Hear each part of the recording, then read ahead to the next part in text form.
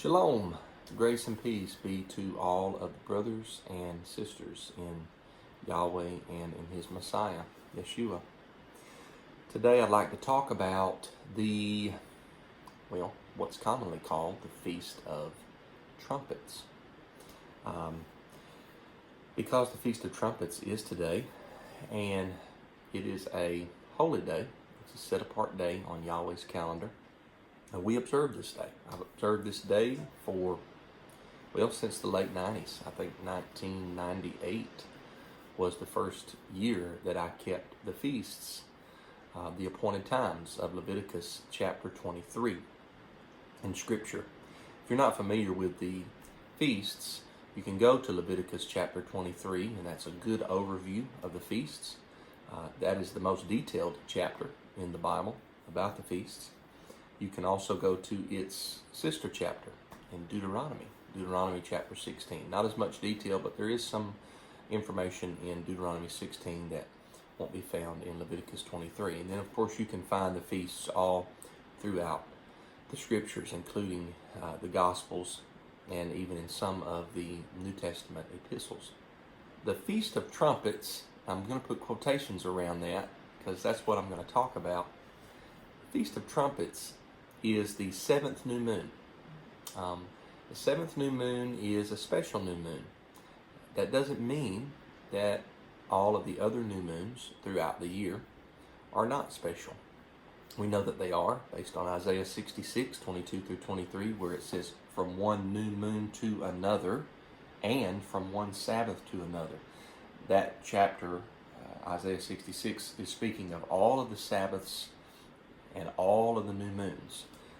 There's about approximately 52 Sabbaths, 52 weeks in a year, and then there are about 12 new moons in a year. So it's not to say that all the new moons are not special. They are. But the seventh new moon is particularly special because on this new moon, Yahweh wants us to specifically memorialize something. Now, I remember back in 1998 when I first observed this holy day. I read it in the King James Version. I've got that pulled up here on my phone. It's Leviticus 23, verse 24. Leviticus 23:24 says in the King James, "Speak unto the children of Israel, saying, in the 7th month, in the 1st day of the month, shall ye have a Sabbath, a memorial of blowing of trumpets, and holy convocation." Verse 25, "You shall do no servile work therein, but you shall offer an offering made by fire unto the Lord." Of course, Lord's in all capital letters, signifying the divine name, Yahweh. Leviticus 23:24, a memorial of blowing of the trumpets. When you look at the Hebrew here, the word memorial is the word zikron, and it has to do with bringing something to remembrance, remembering something, memorializing something. And when you look at the word blowing of the trumpets, what you'll find is that this is a phrase that the King James translators used to bring one Hebrew word over into English. The one Hebrew word is the word teruah, and the English phrase is blowing of the trumpets. So 4 English words they chose to use to translate one Hebrew word. The word teruah actually does not have to do with a trumpet. Teruah is more of a word that means jubilation or joyful noise. Most often in the Tanakh, in the Old Testament, it's translated as shout, shouted, or shouting. As a matter of fact, I think Young's literal translation uses the word shoutings instead of trumpets. Why the difference? Well, a more wooden translation of teruah is found in Young's literal, shouting. I think it's the word that's used when the children of Israel marched around the walls of the city of Jericho in the book of Joshua, and they shouted with a great shout. So, a memorial of jubilation, a memorial of joyful noise. Now, in 2004, I started reading the Holman Christian Standard Bible. That's my primary Bible that I use now. So when I started reading the Holman Christian Standard Bible, Leviticus 23, verse 24, was one of the first verses that I went to, and it's because I wanted to read Leviticus 23 in this particular translation. Leviticus 23, verse 24, HCSB, tell the Israelites in the 7th month, on the first day of the month, you are to have a day of complete rest, commemoration, and jubilation. A sacred assembly. You must not do any daily work, but you must present a fire offering to the Lord. All caps, to Yahweh. That's verse 24 and 25. So, commemoration, that's our word memorial in the KJV, in Young's Literal, Zikron in Hebrew, and jubilation, that's our word teruah. Teruah. Now there's a footnote right here in my particular version of the HCSB, and it tells us to go to the bottom of the page, and in verse 24 it says literally shout or blast, traditionally trumpet blasts. Now, I don't think that it's wrong to refer to this day as Day of Trumpets or Feast of Trumpets, but technically that is not the most accurate translation. Traditionally, yes. How do we make a jubilant noise? How do we make a joyful noise?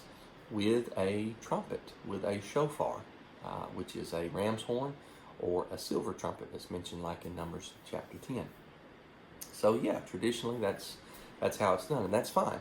But technically, the day is called Day of Joyful Noise, Day of Jubilation, or Day of Shoutings would be a more correct. So you can rejoice before Yahweh with the sound of a shofar. I should have brought my shofar here to make this video. You can rejoice before Yahweh with a joyful noise, singing, shouting before Yahweh, shouting His name, praising His name. You can do it on the cymbals, on a drum set. You can have a guitar and make teruah before Yahweh with your guitar. You can do it on a piano, and you can do it in singing. I like to sing a song that we sang when I was in high school in church called Shout to the North. I always like to sing that song on Yom Teruah. What does Yom Teruah, the day of jubilation, the day of joyful noise, what does it memorialize? It says you shall have a memorial or commemoration. So when we're memorializing something, there has to be something that took place prior to the command given in Leviticus 23. Has to be something that took place in relation to this teruah, in relation to this jubilation, that we are commemorating or we are memorializing. Now I'm going to present to you that what we're memorializing here is the creation of the heavens and the earth. Now, what in the world are you saying, the creation of the heavens and the earth? Yes, I believe that the reason we memorialize the creation on the new moon is because the creation took place on a particular space of time that is significantly referred to as in the beginning. In Genesis, or Bereshith, which means beginning, 1 verse 1. In the beginning. I believe the Hebrew word there is Reshith. Also sometimes connected with the Hebrew word Rosh. And that's why the new moon is referred to as Rosh Chodesh in Hebrew. So I believe that's what we're memorializing. That is what we are shouting about, is we are applauding and shouting and blowing a trumpet and making this joyful noise, because in the beginning, when Elohim created the heavens and the earth, the angels, at least at the creation of the earth, the angels shouted, applauded, and trumped because of Yahweh's handiwork when they saw the creative power and creative acts of Almighty Yahweh. The text to go to here is in Job chapter 38. I think that this relates to the text. Now, you might say, well, the book of Job takes place after the book of Leviticus. Well, in the canon, the Bible canon that you hold, the book of Job may come several pages after Leviticus, but it's pretty well attested to by scholars that Job is taking place more in the time period of what we would call the book of Genesis, in the patriarchal period, where the patriarchs, the fathers of the homes, were the rulers. And that's what we see in the book of Job taking place in Job, the early chapters. Regardless, Job 38 goes back to a period of time when Yahweh did his creating. Job 38, verse 1. We're going to read through verse 7. Now I'm reading out of the Holman Christian Standard Bible again. Job 38, 1 through 7.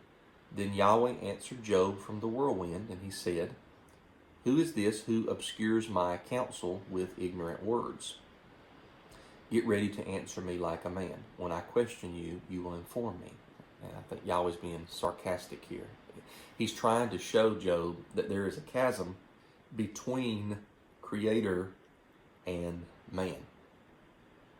In other words, Job, you kind of balked back and questioned some of the things that I have done or allowed to happen. And I want to put you on the hot seat. I want to put you on the questioning seat and tell you who I am and what I can do, and see if you're comparable to me. So, verse 4, where were you when I established the earth? That's our first clue. Now, notice this is talking about the establishing of the earth. Tell me if you have understanding. Who fixed its dimensions? Certainly you know. Who stretched a measuring line across it? Notice these words that refer to building a structure. Dimensions. Measuring line. Verse 6, what supports its foundations? Or who laid its cornerstone? Cornerstone was the keystone in a building that everything was pulled square or plumb from. So all of these terms in verses 4 through 6 is a reference to building a structure. And building this structure is a reference to building the earth. And then verse 7 is our key text. It says, while the morning stars sang together, and all the sons of Elohim shouted for joy. And that word shouted in Hebrew is the base word for teruah. It's the word ruah, which refers to a joyful noise, a shout, jubilation, or the blowing of a trumpet.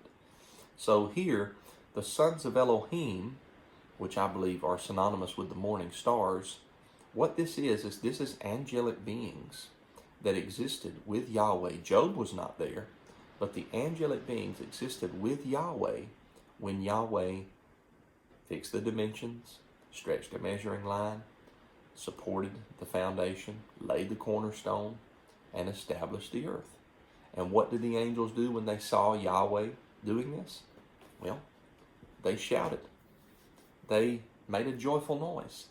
They may have blew trumpets. They may have applauded.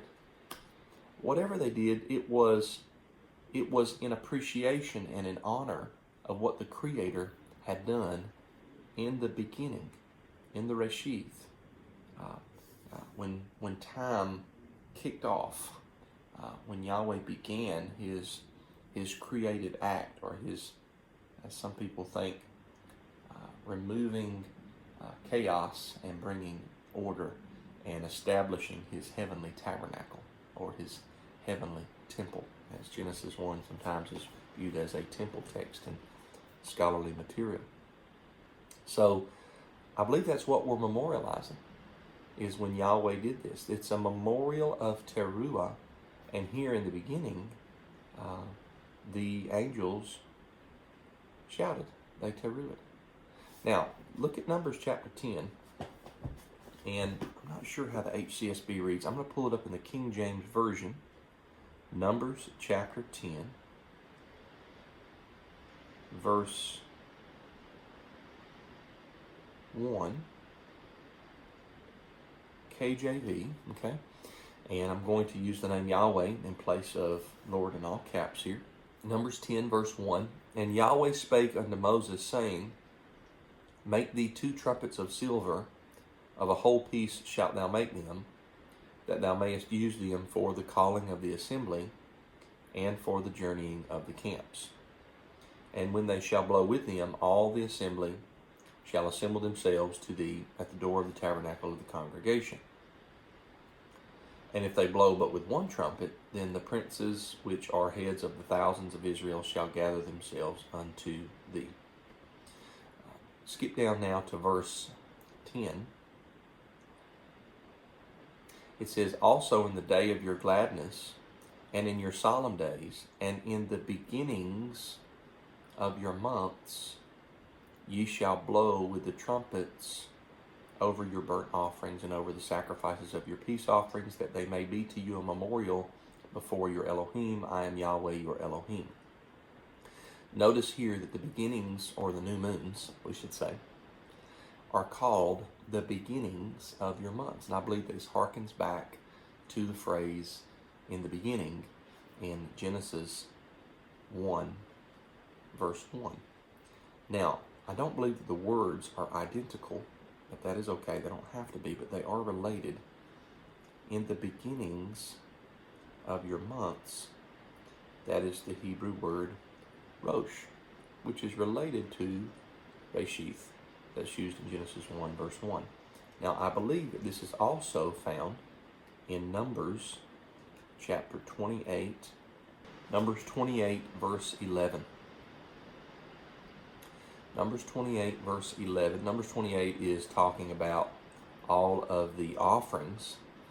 And in Numbers 28, verse 11, it says, And in the beginnings of your months, the word months there is Hodesh. That is actually a lunar term that's related to Yerach in Hebrew. Yerach means the orb of the moon, and months refers to the new moon or the lunar month.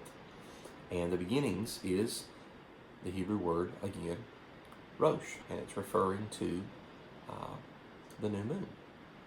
So this is why, brothers and sisters, this is why Yom Teruah takes place on a new moon. When you memorialize something, I want you to think about this.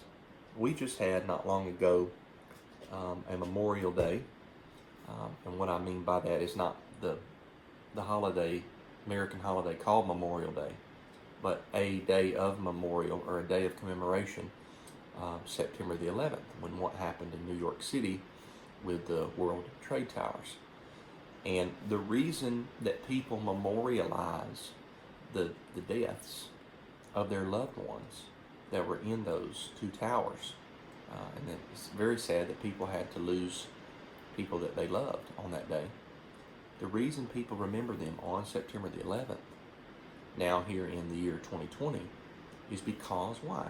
Well, what took place on September the 11th, 2001. And forever, September the 11th will be a memorial day for the citizens of the United States of America, specifically the ones who lost loved ones at that time. So there's a reason why we memorialize things on certain days. And it's not a coincidence that we memorialize this Teruah when the angels shouted and applauded Yahweh's handiwork, when he laid out the dimensions and the foundations of the earth. When they did that, we memorialize it on the 7th Chodesh, the 7th new moon, because that is hearkening back to when Yahweh laid the foundation of the earth in Genesis 1:1 on the new moon. Now, did he do it on the seventh new moon? That's debatable. Some Jewish tradition says that he did. He did it on the seventh new moon, on the autumn new moon. I think that he did it on the spring new moon. And you might say, well, why does Yahweh want us to memorialize it then in the seventh month? Why doesn't he let us memorialize it in the first month? And maybe that's for another video, but when you compare the first and seventh months in Scripture, they're mirrors of one another. And I'll just give you one example, is that we're about to keep a feast called the Feast of Tabernacles, or in Hebrew, Chag Sukkot. Some people call it the Feast of Booths or the Feast of Shelters, where we camp out or dwell in temporary dwellings for 7 days to memorialize what? Something that took place in spring. Now, we're memorializing it in the fall, but there's another memorial in the spring called the Feast of Unleavened Bread, or Chag Matzah. So, unleavened bread and tabernacles are actually the exact same feast. When they left Egypt, they had to make unleavened bread because they left in a hurry. They left quickly. They didn't have time to make a leavened loaf. And they also, when they left Egypt, they had to dwell in temporary shelters. So it's the same feast, but Yahweh spreads them out one time in the spring for 7 days and one time in the fall for 7 days. And he gives us 2 vacations there. Feast of Unleavened Bread vacation, Feast of Tabernacles vacation there, and lets us enjoy him and our family and Yahweh twice a year at those big feasts. And of course, basically right in the middle is what we call Shavuot or Pentecost. That is the late spring or early summer feast. So this is when Yahweh set his tabernacle in the heavens on the new moon. And I'll finish this video by saying that the earthly tabernacle that he commanded Moses to build is a picture that is constructed after the pattern in heaven. And I believe that's in Exodus 25, where Yahweh tells Moses, Prophet Moshe, make sure to make this tabernacle according to the pattern that I showed you when you were on the mountain. What pattern? Well, it's talking about the pattern, the original tabernacle up in heaven. Moses' earthly tabernacle is a type of that original pattern. And when did Yahweh have Prophet Moshe set up the earthly tabernacle? Does anybody know? It's in Exodus chapter 40. In Exodus chapter 40, Yahweh tells Prophet Moshe to set up the earthly tabernacle on the new moon. And I believe the reason he told him to do it on the new moon is because it was a type of Yahweh doing it on the new moon, or in the beginning, the Rosh and the Reshith, created the heavens and the earth. So that's what this day is all about. And it is a Sabbath day. It's a special new moon. But it is a remembrance of Yahweh's mighty creative work. So have a good Yom Teruah. Be blessed. Shalom.